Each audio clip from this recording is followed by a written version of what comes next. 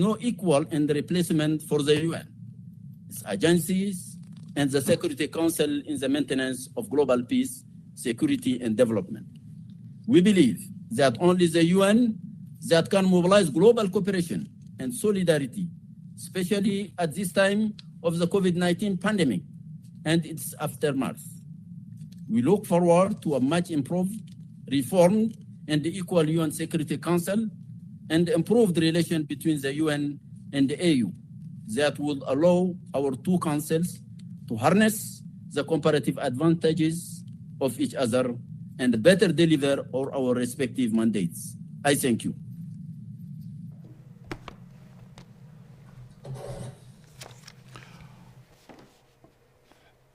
Thank you, Your Excellency Moussa Faki Mahamat. I shall now make a statement in my capacity as President of the Republic of South Africa.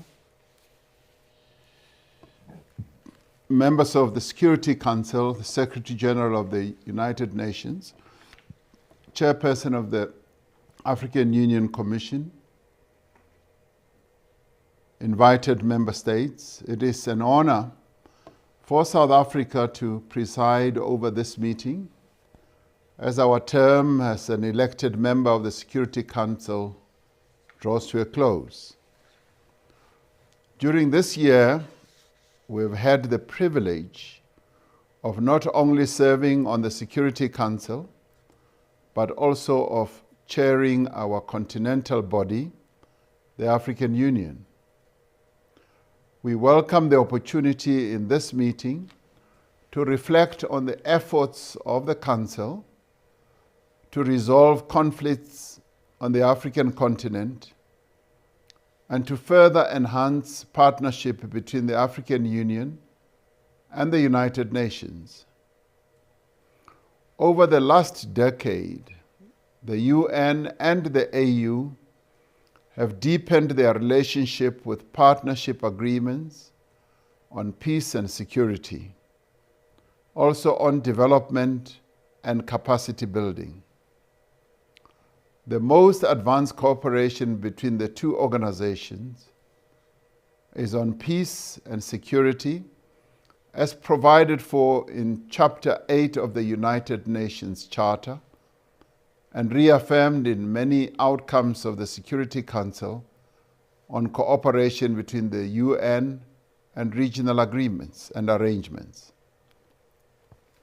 We are witnessing in Africa a continent that is taking responsibility for the complex challenges to its peace, security, and development.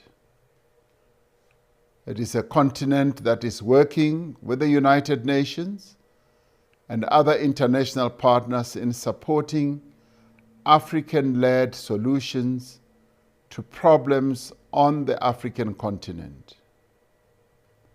While the United Nations, through the Security Council, has the primary responsibility for the maintenance of international peace and security, we have to acknowledge the important role played by regional organizations such as the African Union to address threats to peace and security.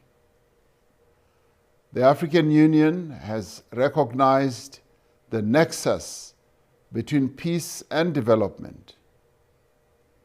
In this regard, the AU has aligned the African peace and security architecture with Agenda 2063, the blueprint for Africa's development. This approach aims to prevent and end conflict through dialogue, mediation, peace support operations, and a sustained focus on post-conflict reconstruction and development.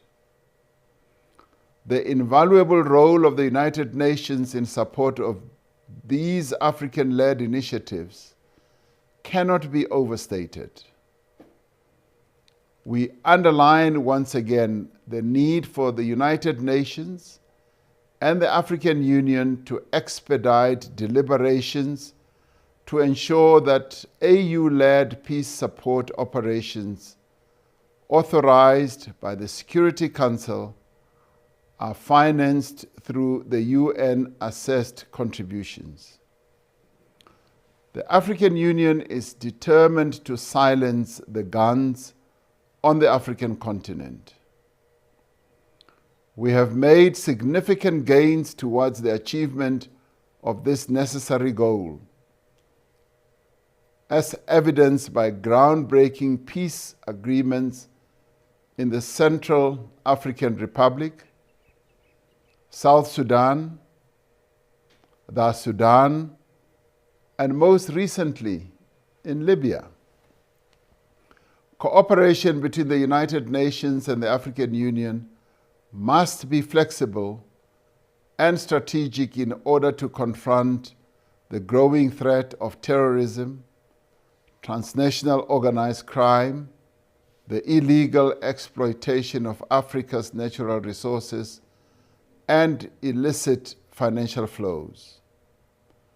We would like to recognize the important role played by the African Union and regional-led peace operations on the continent, which have paved the way for United Nations peacekeeping in the most difficult of circumstances.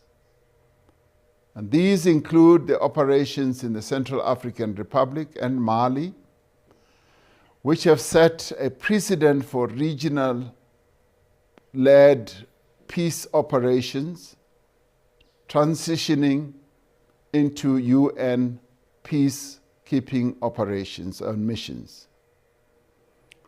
The novel AU-UN hybrid operation in Darfur epitomizes the effective cooperation between the African Union and the United Nations in protecting civilians and facilitating the path to peace. The African Union mission in Somalia remains important in contributing towards stabilizing and advancing peace in Somalia. We call on the United Nations and international partners to continue supporting the efforts of this mission. We commend the bravery of African women and men involved in UN peacekeeping efforts to protect civilians and support peace processes in Africa. We also commend the contribution made by peacekeepers from outside our continent, whose dedication to the African cause is a demonstration of remarkable and selfless solidarity. Through our cooperation, we also need to address the root causes and drivers of conflict in Africa, including development and governance issues.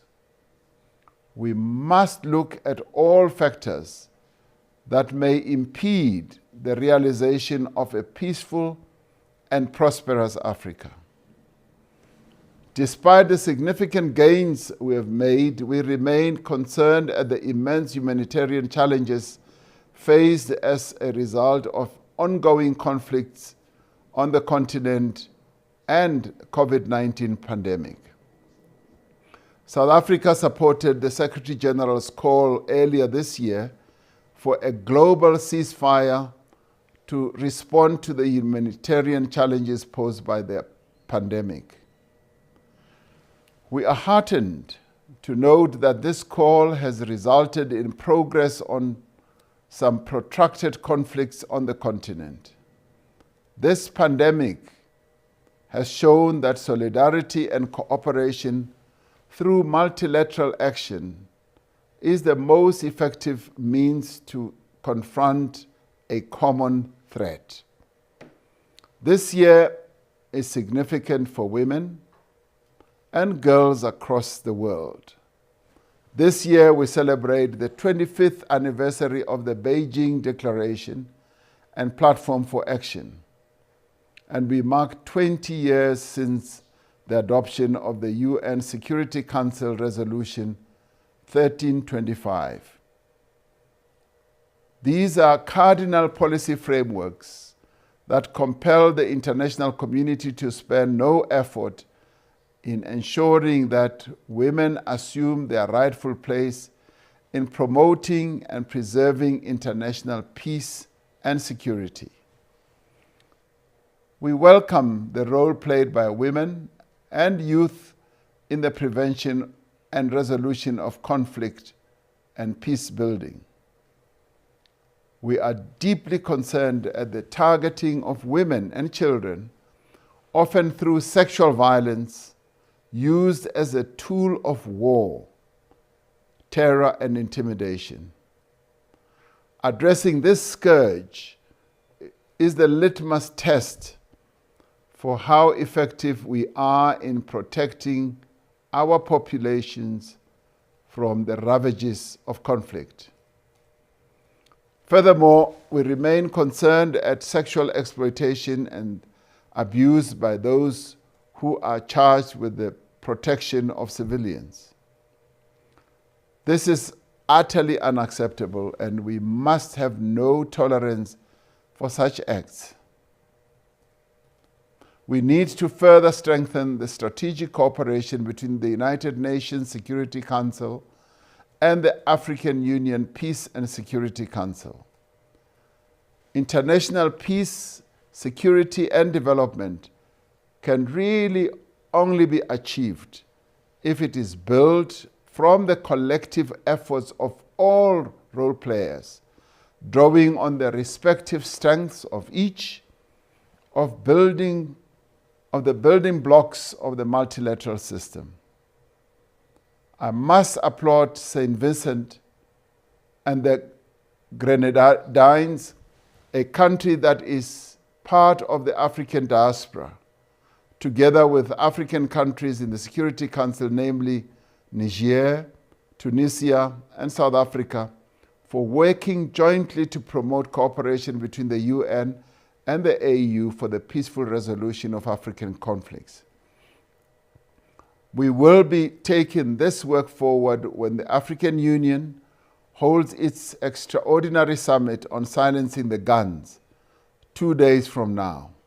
I'm certain that our deliberations today in the UN Security Council will make a truly valuable contribution to the success of the summit that we are going to hold under the auspices of the AU.